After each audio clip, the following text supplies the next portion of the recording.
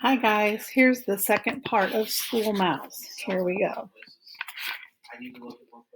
Yet among them, as the weeks went by, they grew into active, nimble mousekins, was one, a female, who was to develop into the world's most educated school mouse. That one, of course, was Flora. Whether in fact Flora was more intelligent than her 9 brothers and sisters, we shall never know. What is certain was that she was more inquisitive. From an early age, Flora liked to poke her nose into everything. Everything interested her, and why was her favorite word. Why did they live in a school? Why was the school sometimes full of people, mostly small? And why sometimes empty? Why did all these small people and some big ones come to the school?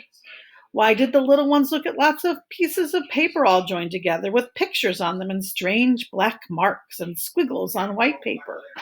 Why did they hold what looked like thin pieces of wood in their fat little hands and make other black marks on other sheets of paper? All of these things Flora observed, for she was alone. For she alone looked outward from the hole in the wall above the teacher's desk into the kindergarten room.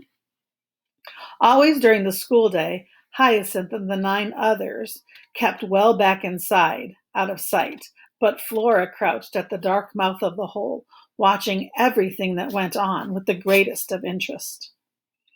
Whether she inherited this thirst for knowledge from her matter-of-fact mother, or her somewhat scatterbrained father, we shall, again, never know.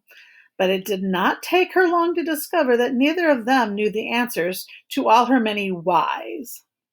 It was up to her to find out. And she began the very next morning. One thing Flora already knew was that at some time in each day, each child came to stand beside the teacher's desk, directly below her. The child would bring with it one of those joined together wads of paper and put it down on the desk and open it. Then the teacher would point at the black marks on the paper, one after another, left to right, and the child would make different noises. Day after day, Flora peered down intently, longing to make sense of whatever was going on. But her eyes, though clearly seeing the shape of the printed words on the pages of the reading books, could not interpret them. And her ears, though clearly hearing the sound, hearing the child as it read, could not understand the sounds it made. Then at last one morning came the great breakthrough that was to make all the difference in Flora's future. She was watching attentively as usual, while a little girl stood beside the teacher with her reading book. She was a very little girl, just beginning to learn to read, and the book was a simple one.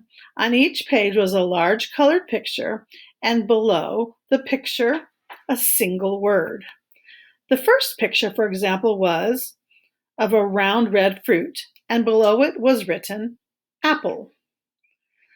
Flora had never seen an apple, so the sound the child made meant nothing to her, nor had she yet in her short life set her eyes on a loaf of bread. Here's the little girl with her teacher. Oh, look at that picture coming up. Oops. Or mercifully on a cat. Oh, she's never seen a cat. Or on any of the other objects shown on the pages turned until the child reached M.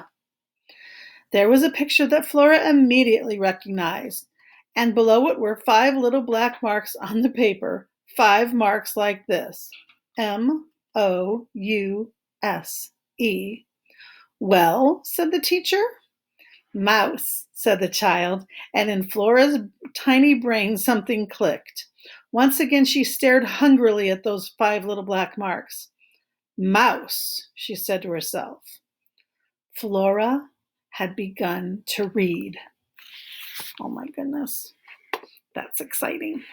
All right, I'll be back later to read the next part. Bye.